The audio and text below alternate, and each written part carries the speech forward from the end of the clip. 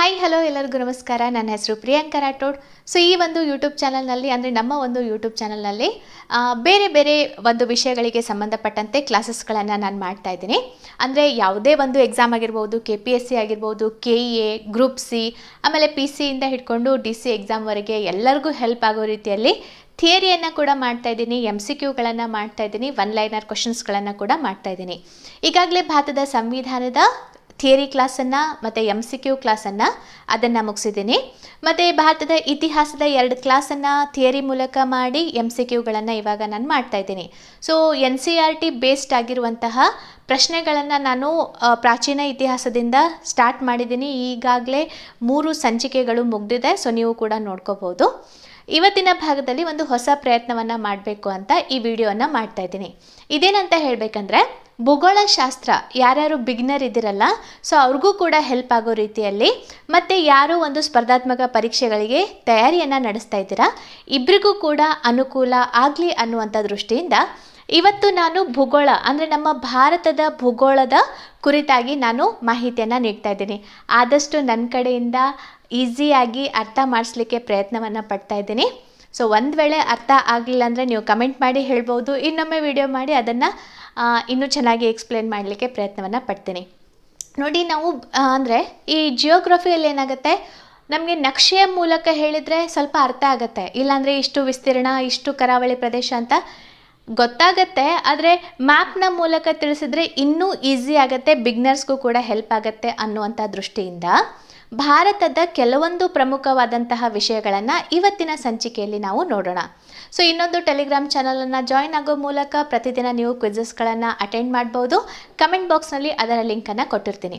So ಹಾಗಾದರೆ ಇವತ್ತಿನ ಕ್ಲಾಸಲ್ಲಿ ನಾವು ಯಾವ ವಿಷಯಗಳ ಮೇಲೆ ಫೋಕಸ್ ಮಾಡ್ತಾ ಇದ್ದೀವಿ ಅಂದರೆ, ಸೊ ಭಾರತದ ವಿಸ್ತೀರ್ಣ ಆಗಿರ್ಬೋದು, ಭಾರತದ ಅಕ್ಷಾಂಶ ರೇಖಾಂಶ ಆಗಿರ್ಬೋದು, ಸೊ ಪ್ರಪಂಚದ ಒಂದು ಮ್ಯಾಪ್ನಲ್ಲಿ ನಮ್ಮ ಭಾರತದ ಸ್ಥಾನ ಅಥವಾ ಯಾವ ದಿಕ್ಕಿನಲ್ಲಿದೆ ಅನ್ನುವಂಥದ್ದು, ಸೊ ಮತ್ತು ಉತ್ತರದಿಂದ ದಕ್ಷಿಣದವರೆಗೆ ಮತ್ತು ಪೂರ್ವದಿಂದ ಪಶ್ಚಿಮದವರೆಗೆ ಭಾರತದ ಒಂದು ಉದ್ದ ಅಗಲವನ್ನು, ಸೊ ಈ ರೀತಿಯಾದಂತಹ ಪ್ರಮುಖ ಅಂಶಗಳನ್ನು ನಿಧಾನಕ್ಕೆ ನಿಮಗೆ ಅರ್ಥ ಮಾಡಿಸ್ಲಿಕ್ಕೆ ಪ್ರಯತ್ನವನ್ನು ಪಡ್ತಾ ಇದ್ದೀನಿ.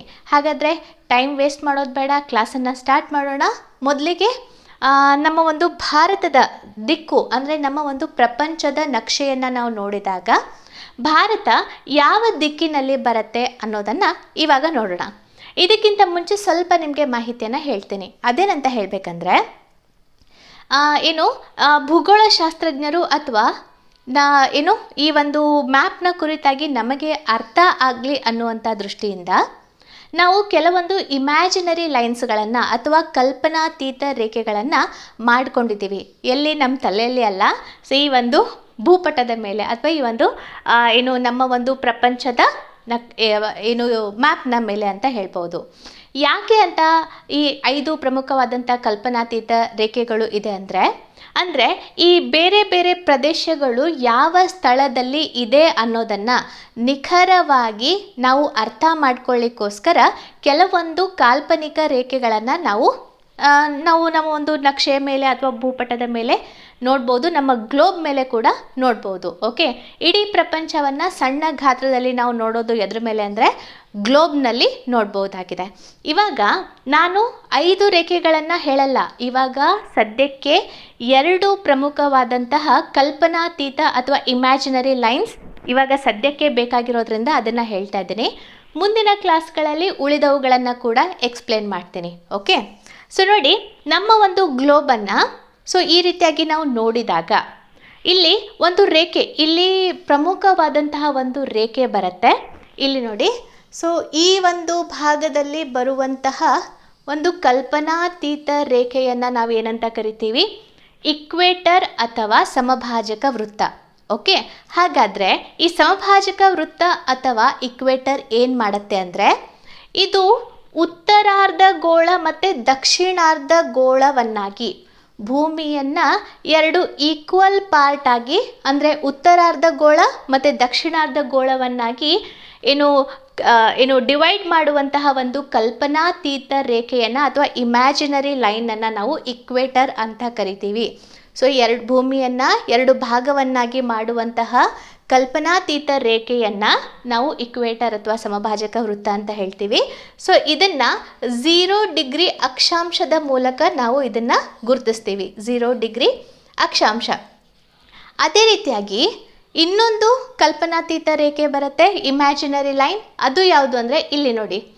ಸೊ ಇದು ನಮ್ಮ ಇನ್ನೊಂದು ಕಲ್ಪನಾತೀತ ರೇಖೆ. ಇದನ್ನು ನಾವೇನಂತ ಕರಿತೀವಿ, ಪ್ರೈಮ್ ಮೆರಿಡಿಯನ್ ಅಂತ ಕರಿತೀವಿ. ಓಕೆ, ಸೊ ಪ್ರೈಮ್ ಮೆರಿಡಿಯನ್ ಅಂತ ಕರಿತೀವಿ.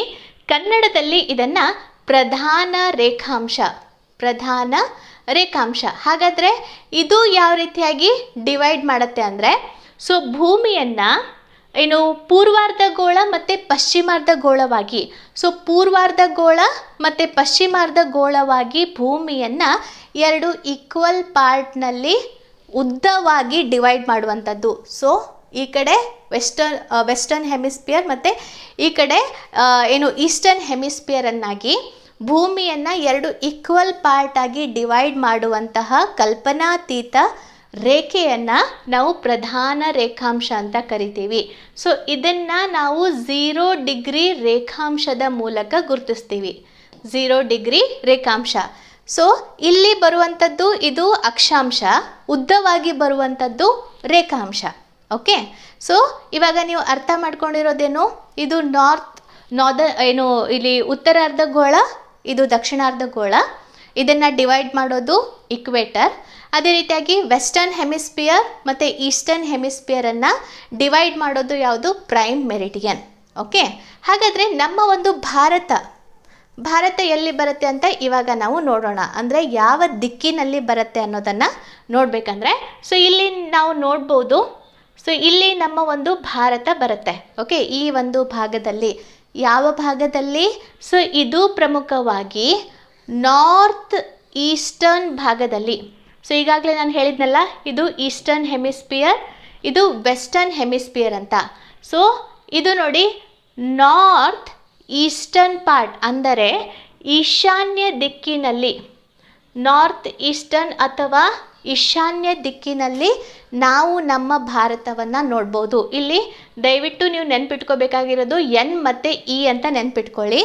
ನಾರ್ತ್ ಈಸ್ಟರ್ನ್ ಅಂತ ಕನ್ನಡದಲ್ಲಿ ನೆನ್ಪಿಟ್ಕೋಬೋದು, ಆದರೆ ಇದು ಮುಂದೆ ನಿಮಗೆ ಹೆಲ್ಪ್ ಆಗುತ್ತೆ, ಎಲ್ಲಿ ಹೆಲ್ಪ್ ಆಗುತ್ತೆ ಅಂತ ಕೂಡ ನಿಮಗೆ ಹೇಳ್ತೀನಿ. ಸೊ ನಮ್ಮ ಭಾರತ ಬರೋದು ನಾರ್ತ್ ಈಸ್ಟರ್ನ್ ಭಾಗದಲ್ಲಿ, ನಮ್ಮ ಪ್ರಪಂಚದ ಒಂದು ನಕ್ಷೆಯ ಮೇಲೆ ಈ ಈಶಾನ್ಯ ಭಾಗದಲ್ಲಿ ಬರುತ್ತೆ. ಹಾಗಾದರೆ ಈ ಒಂದು ಸಮಭಾಜಕ ವೃತ್ತದಿಂದ ಭಾರತ ಎಷ್ಟು ದೂರದಲ್ಲಿದೆ ಅಂತ ಕೇಳಿದರೆ 933 ಕಿಲೋಮೀಟರ್ ದೂರದಲ್ಲಿ ಇದೆ.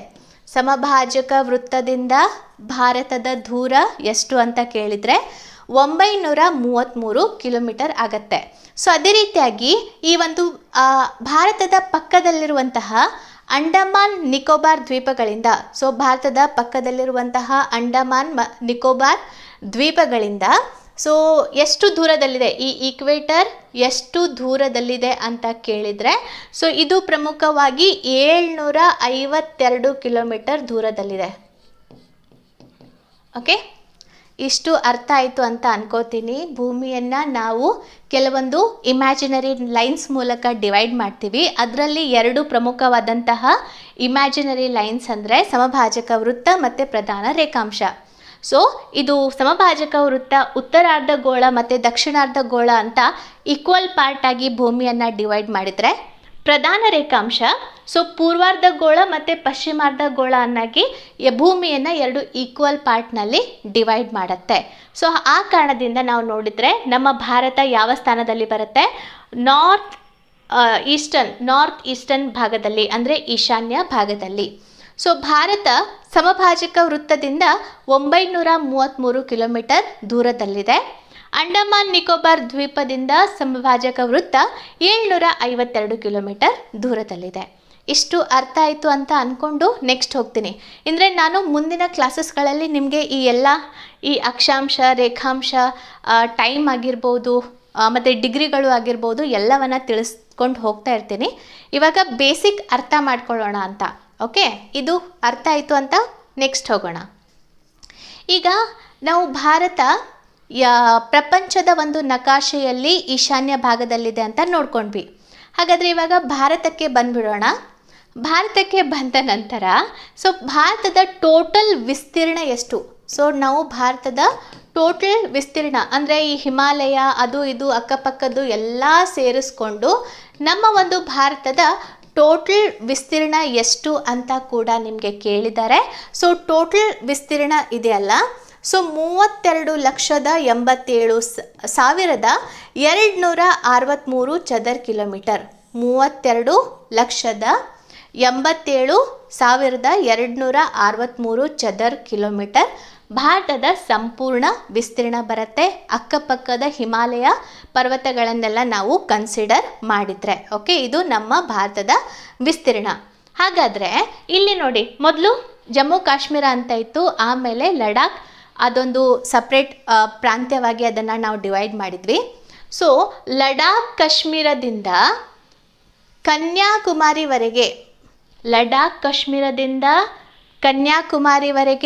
ಭಾರತ ಎಷ್ಟು ಉದ್ದವನ್ನು ಹೊಂದಿದೆ ಅಂತ ಕೇಳಿದರೆ 3,214 ಕಿಲೋಮೀಟರ್ಗಳಷ್ಟು ಉದ್ದವನ್ನು ಹೊಂದಿದೆ. ಸೊ ಉತ್ತರದಿಂದ ದಕ್ಷಿಣದವರೆಗೆ ಭಾರತದ ಉದ್ದ ಎಷ್ಟು ಅಂತ ಕೇಳಿದರೆ 3,214 ಕಿಲೋಮೀಟರ್. ಸೊ ಅದೇ ರೀತಿಯಾಗಿ ಗುಜರಾತ್ನಿಂದ ಅರುಣಾಚಲ್ ಪ್ರದೇಶದವರೆಗೆ ಭಾರತದ ಅಗಲ ಎಷ್ಟು ಅಂತ ಕೇಳಿದರೆ 2,933 ಕಿಲೋಮೀಟರ್ಗಳಷ್ಟು ಅಗಲವನ್ನು ನೋಡ್ಬೋದು. ಅಂದರೆ ಎಲ್ಲಿಂದ ಎಲ್ಲಿವರೆಗೆ?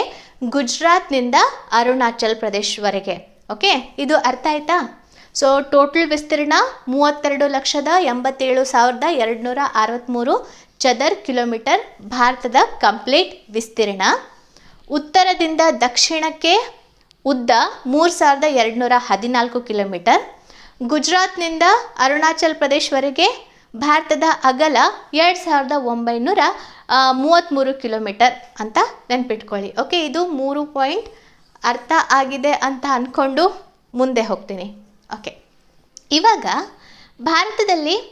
ಭಾರತವನ್ನು ನಾವೇನಂತ ಕರಿತೀವಿ? ಪರ್ಯಾಯ ದ್ವೀಪ ಅಂತ ಕರಿತೀವಿ. ಅಂದರೆ ಪ್ರಮುಖವಾಗಿ ಭಾರತ ಮೂರು ಕಡೆಯಿಂದ ಈ ಒಂದು ಜಲಾವೃತವಾಗಿದೆ. 3 ಕಡೆಯಿಂದ ಜಲಾವೃತವಾಗಿದ್ದು ಒಂದು ಕಡೆ ಭೂಭಾಗವನ್ನು ಹೊಂದಿರೋದ್ರಿಂದ ಭಾರತವನ್ನು ಪರ್ಯಾಯ ದ್ವೀಪ ಅಂತ ನಾವು ಕನ್ಸಿಡರ್ ಮಾಡ್ತೀವಿ. ಹಾಗಾದರೆ ಎಲ್ಲಿಂದ ಎಲ್ಲಿಯವರೆಗೆ ಎಷ್ಟು ವಿಸ್ತೀರ್ಣ, ಭೂಭಾಗ ಎಷ್ಟು, ಜಲಭಾಗ ಎಷ್ಟು ಅಂತ ಹೇಳಬೇಕಂದ್ರೆ, ಸೊ ಇಲ್ಲಿ ನೀವು ಪಿಂಕ್ ಕಲರ್ನಲ್ಲಿ ನಿಮಗೆ ಕಾಣಿಸ್ತಿದೆ ಅಲ್ಲ, ಸೊ ಇದು ನಾವು ನಮ್ಮ ಭಾರತದ ಭೂಭಾಗ ಅಂತ ಹೇಳ್ಬೋದು. ಅಂದರೆ ಭೂಮಿಯಿಂದ ಆವೃತವಾದಂತಹ ಭಾರತದ ಭಾಗವನ್ನು ನಾವು ಭೂಭಾಗ ಅಂತ ಕರಿತೀವಿ. ಹಾಗಾದರೆ ಎಷ್ಟು ಕಿಲೋಮೀಟರ್ವರೆಗೆ ಭಾರತ ಭೂಭಾಗವನ್ನು ಹೊಂದಿದೆ ಅಂದರೆ 15,200 ಕಿಲೋಮೀಟರ್ಗಳಷ್ಟು ಭೂಭಾಗವನ್ನು ಭಾರತವು ಒಳಗೊಂಡಿದೆ. ಹಾಗಾದರೆ ಈ ಒಂದು ಜಲಭಾಗ ಅಥವಾ ಕರಾವಳಿ ಪ್ರದೇಶ, ಇಲ್ಲಿ ನೀವು ನೋಡ್ಬೋದು ಈ ಬ್ಲೂ ಕಲರ್ನಲ್ಲಿ ಬರುವಂತಹ ಒಂದು ಭಾಗ ಇದೆಯಲ್ಲ, ಸೊ ಇದು ನಮ್ಮ ಕರಾವಳಿ ಪ್ರದೇಶ. ಹಾಗಾದರೆ ಯಾಕೆ ಇದು ಕರಾವಳಿ ಪ್ರದೇಶ ಅಂತ ಹೇಳಬೇಕಂದ್ರೆ, ಸೊ ಈ ಒಂದು ವೆಸ್ಟರ್ನ್ ಪಾರ್ಟ್ನಲ್ಲಿ ಅರೇಬಿಯನ್ ಸಮುದ್ರವನ್ನು, ಈಸ್ಟರ್ನ್ ಪಾರ್ಟ್ನಲ್ಲಿ ಬಂಗಾಳ ಕೊಲ್ಲಿ ಅಥವಾ ಬೇ ಆಫ್ ಬೆಂಗಾಲನ್ನು, ಮತ್ತು ದಕ್ಷಿಣ ಭಾಗದಲ್ಲಿ ಹಿಂದೂ ಮಹಾಸಾಗರವನ್ನು ಹೊಂದಿರೋದ್ರಿಂದ ಸೊ ಭಾರತ 3 ಕಡೆಯಿಂದ ಜಲಾವೃತ ಆಗಿದೆ. ಸೊ ವೆಸ್ಟ್ ಪಾರ್ಟ್ನಲ್ಲಿ ಅರೇಬಿಯನ್ ಸಮುದ್ರ, ಈಸ್ಟ್ ಪಾರ್ಟ್ನಲ್ಲಿ ಬೇ ಆಫ್ ಬೆಂಗಾಲ್ ಮತ್ತು ದಕ್ಷಿಣ ಭಾಗದಲ್ಲಿ ಹಿಂದೂ ಮಹಾಸಾಗರದಿಂದ 3 ಕಡೆಯಿಂದ ಈ ಒಂದು ಭಾರತ ಜಲಾವೃತ ಆಗಿದೆ. ಇವಾಗ ಭಾರತದ ಕರಾವಳಿಯ ಉದ್ದ ಎಷ್ಟು ಅಂತ ಕೇಳಿದರೆ ಎಷ್ಟಂತ ಹೇಳ್ತೀವಿ? 6,100 ಕಿಲೋಮೀಟರ್. ಸೊ 6,100 ಕಿಲೋಮೀಟರ್ ಅಂದರೆ ಕೇವಲ ಈ ಒಂದು ಕರಾವಳಿ ಪ್ರದೇಶವನ್ನು ನಾವು ಕನ್ಸಿಡರ್ ಮಾಡಿದರೆ 6,100 ಕಿಲೋಮೀಟರ್ ಬರುತ್ತೆ. ಆದರೆ ಅಂಡಮಾನ್, ನಿಕೋಬಾರ್, ಈ ಒಂದು ದ್ವೀಪಗಳನ್ನು ಅದರಲ್ಲಿ ಸೇರಿಸಿದರೆ ಎಷ್ಟು ಕಿಲೋಮೀಟರ್ ವ್ಯಾಪ್ತಿ ಬರುತ್ತೆ ಅಂದರೆ 7,516.6 ಕಿಲೋಮೀಟರ್ಗಳಷ್ಟು ಕರಾವಳಿ ಪ್ರದೇಶವನ್ನು ಹೊಂದಿದೆ. ಸೊ ಅಂಡಮಾನ್, ನಿಕೋಬಾರ್, ದ್ವೀಪಗಳನ್ನು ಹೊರತುಪಡಿಸಿದರೆ 6,100 ಕಿಲೋಮೀಟರ್, ಅವುಗಳನ್ನು ಇನ್ಕ್ಲೂಡ್ ಮಾಡಿದರೆ 7,516.6 ಕಿಲೋಮೀಟರ್. ಹಾಗಾದರೆ ಈ ಭೂಭಾಗ ಮತ್ತು ಜಲಭಾಗ ಎರಡನ್ನ ಸೇರಿಸಿ ಭಾರತವು ಒಟ್ಟು ಎಷ್ಟು ಗಡಿಯನ್ನು ಹೊಂದಿದೆ ಅಂತ ಕೇಳಿದರೆ, ಸೊ ಭಾರತ ಟೋಟಲ್ ಆಗಿ 22,716.6 ಕಿಲೋಮೀಟರ್ಗಳಷ್ಟು ಟೋಟಲ್ ಗಡಿಯನ್ನು ಹೊಂದಿದೆ. ಭೂಗಡಿ ಮತ್ತು ಜಲಗಡಿ ಎರಡನ್ನು ಸೇರಿಸಿ 22,716.6 ಕಿಲೋಮೀಟರ್ ಗಡಿಯನ್ನು ಭಾರತ ಹೊಂದಿದೆ ಅಂತ ಹೇಳ್ಬೋದು. ಸೊ ಇಷ್ಟು ಕ್ಲಿಯರ್ ಅಂತ ಅನ್ಕೋತೀನಿ. ಭೂಗಡಿ, ಜಲಗಡಿ ಮತ್ತು 3 ಕಡೆಯಿಂದ ಜಲಾವೃತ ಆಗಿದೆ. ಮತ್ತು ಮುಂದಿನ ಕ್ಲಾಸಸ್ಗಳಲ್ಲಿ ಭಾರತದ ಒಂದು ಅಂತಾರಾಷ್ಟ್ರೀಯ ರೇಖೆ ಆಗಿರ್ಬೋದು, ಅಕ್ಕಪಕ್ಕದ ದೇಶಗಳು ಆಗಿರ್ಬೋದು, ಆಮೇಲೆ ಕರಾವಳಿ ಪ್ರದೇಶ ಯಾವುದ್ಯಾವುದಕ್ಕೆ ಏನೇನು ಹೆಸರನ್ನು ಇಡಲಾಗಿದೆ, ಪ್ರಮುಖವಾದಂತಹ ಬಂದರುಗಳು, ಅವನ್ನೆಲ್ಲ ಕೂಡ ನಾನು ಎಕ್ಸ್ಪ್ಲೇನ್ ಮಾಡ್ತಾ ಹೋಗ್ತೀನಿ. ಇವಾಗ ಸುಮ್ಮನೆ ನಿಮಗೆ ಬೇಸಿಕ್ ಅರ್ಥ ಆಗಲಿ ಅಂತ. ಓಕೆ, ಸೊ ಈ ಟಾಪಿಕ್ ಅರ್ಥ ಆಗಿದೆ ಅಂತ ಅಂದ್ಕೊಂಡು ಮುಂದಿನ ಟಾಪಿಕ್ಗೆ ಹೋಗ್ತಾ ಇದ್ದೀನಿ. ಇವಾಗ ಲೊಕೇಶನ್ ಆಫ್ ಇಂಡಿಯಾ. ಆ ಪ್ರಪಂಚದ ನಕ್ಷೆಯಲ್ಲಿ ನಾವು ನೋಡಿದಾಗ ಎಲ್ಲಿ ಬರುತ್ತೆ ಅಂತ ಹೇಳಿದ್ದೆ ನಾನು, ನಾರ್ತ್ ಈಸ್ಟರ್ನ್ ಪಾರ್ಟ್ನಲ್ಲಿ ಬರುತ್ತೆ ಅಂತ ಹೇಳಿದ್ದೆ, ಹೌದಾ? ಸೊ ನಾರ್ತ್ ಈಸ್ಟರ್ನ್ ಪಾರ್ಟ್ನಲ್ಲಿ ಬಂದರೆ ಇವಾಗ ಇದನ್ನು ಕೂಡ ಈಗ ಲೊಕೇಶನ್, ಇದರ ಒಂದು ಅಕ್ಷಾಂಶ ಮತ್ತು ರೇಖಾಂಶವನ್ನು ನೋಡುವಾಗಲೂ ಕೂಡ ನಾವು ಹೆಂಗೆ ನೋಡಬೇಕು, ಪ್ರಪಂಚದ ಒಂದು ನಕ್ಷೆಯಲ್ಲಿ, ಅಂದರೆ ಆ ನಕ್ಷೆ ತೋರಿಸಿದ್ನಲ್ಲ ಫಸ್ಟಿಗೆ, ಅದರಲ್ಲಿನೇ ಸ್ವಲ್ಪ ನಾವು ಝೂಮ್ ಮಾಡಿಕೊಂಡು ನೋಡ್ತಾ ಇದ್ದೀವಿ ಅಂತ ಅಂದ್ಕೊಳ್ಳಿ. ಸೊ ಆ ಒಂದು ಸ್ಥಾನದಲ್ಲಿ ಭಾರತ ಎಷ್ಟು ಅಕ್ಷಾಂಶ ಮತ್ತು ರೇಖಾಂಶವನ್ನು ಹೊಂದಿದೆ ಅಂತ ಇವಾಗ ನೋಡೋಣ. ಓಕೆ, ಸೊ ನೋಡಿ, ಯಾವುದೇ ಒಂದು ಪ್ರದೇಶವನ್ನು ನಾವು ಅರ್ಥ ಮಾಡ್ಕೊಳ್ಳಿಕ್ಕೆ ಅಥವಾ ಎಕ್ಸಾಕ್ಟಾಗಿ ಆ ಪ್ರದೇಶ ಎಲ್ಲಿ ಬರುತ್ತೆ ಅನ್ನುವಂತಹ ಮಾಹಿತಿಯನ್ನು ತಿಳ್ಕೊಳ್ಳಿಕ್ಕೋಸ್ಕರ ಸೊ ನಾವು ಕೆಲವೊಂದು ರೇಖೆಗಳನ್ನು, ಕಲ್ಪನಾತೀತ ರೇಖೆಗಳನ್ನು ಹಾಕ್ಕೊಂಡಿದ್ದೀವಿ ನಮ್ಮ ಒಂದು ಅನುಕೂಲಕ್ಕೋಸ್ಕರ ಇಡೀ ಒಂದು ಪ್ರಪಂಚದ ಭೂಪಟದ ಮೇಲೆ, ಹೌದಾ? ಸೊ ನೋಡಿ, ಇಲ್ಲಿ ಪ್ರಮುಖವಾಗಿ ಪೂರ್ವದಿಂದ ಪಶ್ಚಿಮಕ್ಕೆ ಎಳೆಯಲಾದಂತಹ ಭೂಮಿಗೆ ಸಮಾನಾಂತರವಾಗಿ ಅಥವಾ ಸಮಭಾಜಕ ವೃತ್ತಕ್ಕೆ ಸಮಾನಾಂತರವಾಗಿ ಅಡ್ಡವಾಗಿ ಎಳೆಯಲಾದಂತಹ ಕಾಲ್ಪನಿಕ ರೇಖೆಗಳನ್ನು ಅಕ್ಷಾಂಶ ಅಂತ ಹೇಳ್ತೀವಿ. ಅಕ್ಷಾಂಶ ರೇಖಾಂಶ ಕ್ಲಾಸ್ ಇನ್ನು ಮುಂದೆ ಡೀಟೇಲ್ ಆಗಿ ಹೇಳ್ತೀನಿ. ಸದ್ಯಕ್ಕೆ ಲೊಕೇಶನ್ ಆಫ್ ಇಂಡಿಯಾ ಅರ್ಥ ಮಾಡಲಿಕ್ಕೆ ನಿಮಗೆ ಐಡಿಯಾ ಕೊಡ್ತಾ ಇದ್ದೀನಿ. ಸೊ ನೋಡಿ, ಸಮಭಾಜಕ ವೃತ್ತದ ಸಮಾನಾಂತರಕ್ಕೆ ಎಳೆಯಲಾದಂತಹ ಇಮ್ಯಾಜಿನರಿ ಅಡ್ಡವಾಗಿ ಎಳೆಯಲಾದಂತಹ ಲೈನ್ಗಳನ್ನು ಅಕ್ಷಾಂಶ ಅಂತ ಕರಿತೀವಿ. ಸೊ ಅದೇ ರೀತಿಯಾಗಿ ಈ ಒಂದು ಪ್ರೈಮ್ ಮೆರಿಡಿಯನ್, ಪ್ರಧಾನ ರೇಖಾಂಶಕ್ಕೆ ಸಮಾನವಾಗಿ ಎಳೆಯಲಾದ ಉದ್ದವಾದ ರೇಖೆಗಳನ್ನು ನಾವೇನಂತ ಕರಿತೀವಿ, ರೇಖಾಂಶ ಅಂತ ಕರಿತೀವಿ. ಓಕೆ, ಹಾಗಾದರೆ ಇವಾಗ ನಮ್ಮ ಭಾರತದ ಅಕ್ಷಾಂಶ ಮತ್ತು ರೇಖಾಂಶ ಎಷ್ಟು ಅಂತ ಇವಾಗ ನೋಡೋಣ. Okay,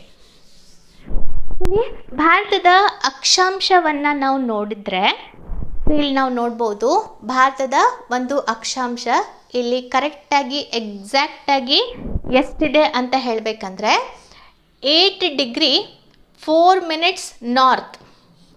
8 degree 4 minutes north. ನಾ ಹೇಳಿದ್ನಲ್ಲ, ಇದೆರಡನ್ನು ನೀವು ನೆನ್ಪಿಟ್ಕೋಬೇಕಾಗತ್ತೆ.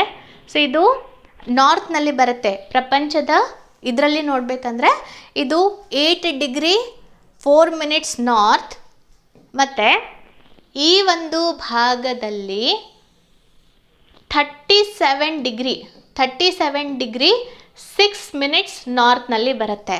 ಇದು ನಮ್ಮ ಭಾರತದ ಅಕ್ಷಾಂಶ. ಭಾರತದ ಅಕ್ಷಾಂಶ ಎಷ್ಟು ಅಂತ ಹೇಳಬೇಕಂದ್ರೆ 8 ಡಿಗ್ರಿ 4 ಮಿನಿಟ್ಸ್ ನಾರ್ತ್, ಆಮೇಲೆ 37 ಡಿಗ್ರಿ 6 ಮಿನಿಟ್ಸ್ ನಾರ್ತ್ನಲ್ಲಿ ಭಾರತದ ಅಕ್ಷಾಂಶವನ್ನು ನೋಡ್ಬೋದು. ಸೊ ಇಷ್ಟರಲ್ಲಿ ನಮ್ಮ ಭಾರತ ಇದೆ ಅಂತ, ಹೌದಾ? ಹಾಗಾದರೆ ಭಾರತದ ರೇಖಾಂಶ ಅಂತ ಹೇಳಬೇಕಂದ್ರೆ ಸೊ ಕರೆಕ್ಟಾಗಿ ಈ ಒಂದು ಲೈನ್ ನೀವು ನೋಡ್ಬೋದಲ್ಲ, ಅಂದರೆ ಇಲ್ಲಿ ಕರೆಕ್ಟಾಗಿ ಇಲ್ಲಿ ಅಟ್ಯಾಚ್ ಆಗಿ ಎಳೆಯಲಾದಂತಹ ಉದ್ದವಾದಂತಹ ರೇಖೆಗಳನ್ನು ಏನಂತ ಕರಿತೀವಿ, ರೇಖಾಂಶ ಅಂತ. ಸೊ ಹಾಗಾದರೆ ಭಾರತದ ರೇಖಾಂಶದ ಕುರಿತಾಗಿ ಸೊ ಎಷ್ಟು 68 degree 7 minutes East. Okay, 68 degree 7 minute East ಅಂತ ಹೇಳ್ಬೋದು. ಅದೇ ರೀತಿಯಾಗಿ ಈ ಒಂದು ಭಾಗದಲ್ಲಿ ನಾವು ನೋಡಬೇಕಂದ್ರೆ ಎಷ್ಟು ಅಕ್ಷಾಂಶಗಳನ್ನು ಒಳಗೊಂಡಿದೆ ಅಂದರೆ ಸೊ 97 ಡಿಗ್ರಿ 26 ಮಿನಿಟ್ ಈಸ್ಟ್ ಅಂತ ಹೇಳ್ಬೋದು. ಇಲ್ಲಿ ಈಸ್ಟ್ ಅಂತಲೇ ಕನ್ಸಿಡರ್ ಮಾಡಬೇಕು, ಯಾಕಂದರೆ ನಾರ್ತ್ ಈಸ್ಟ್ ಭಾಗದಲ್ಲಿದೆ ನಮ್ಮ ಭಾರತ. ನಾವು ಇಲ್ಲಿ ನೋಡಿದ್ವಲ್ಲ, ಓಕೆ, ಸೊ ನಮ್ಮ ಭಾರತ ಇಲ್ಲಿ ನಾವು ನೋಡಿದ್ವಲ್ಲ ನಾರ್ತ್ ಈಸ್ಟ್ ಪಾರ್ಟ್ನಲ್ಲಿ ಬರೋದ್ರಿಂದ, ಸೊ ಇಲ್ಲಿ ನಾವು ಏನು ಮಾಡ್ತಾ ಇದ್ದೀವಿ, ಅದರ ಅಕ್ಷಾಂಶವನ್ನು ಮತ್ತು ರೇಖಾಂಶವನ್ನು ನೋಡ್ತಾ ಇರೋದ್ರಿಂದ, ಸೊ ಇದು ನಾರ್ತ್ನಲ್ಲಿ ಅಕ್ಷಾಂಶವನ್ನು ಹೊಂದಿದೆ, ಸೊ ಮತ್ತು ಈಸ್ಟ್ನಲ್ಲಿ ಏನು ಈ ಒಂದು ರೇಖಾಂಶವನ್ನು ಹೊಂದಿದೆ.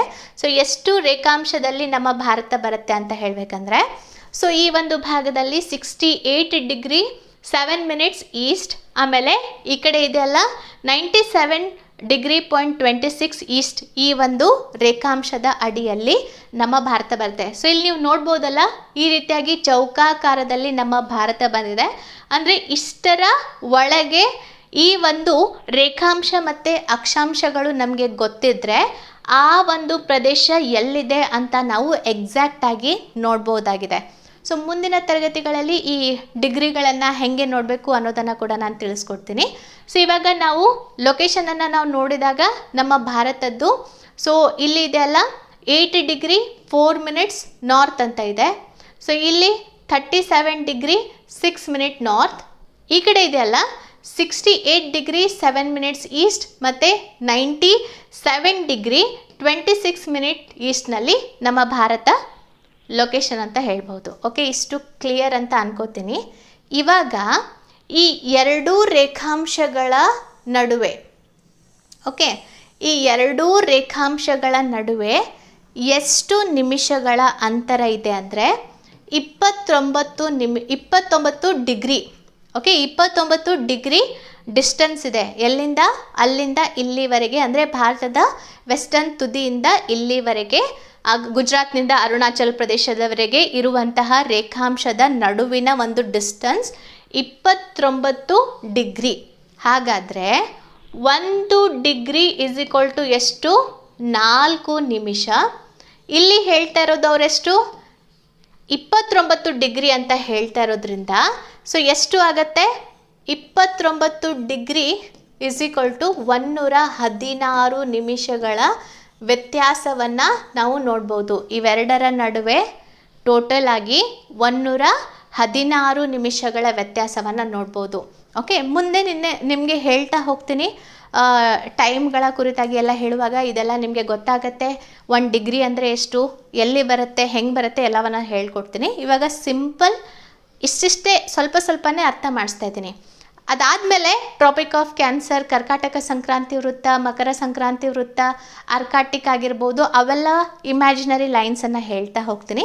ಇವಾಗ ಸದ್ಯಕ್ಕೆ ಈ ಭಾರತದ ಅಕ್ಷಾಂಶ, ರೇಖಾಂಶ ಮತ್ತು ಎರಡೂ ರೇಖಾಂಶಗಳ ನಡುವೆ ಇರುವಂತಹ ಒಂದು ನಿಮಿಷದ ಅಂತರ ಇವಾಗ ಅರ್ಥ ಆಯಿತು ಅಂತ ಅಂದ್ಕೊಂಡು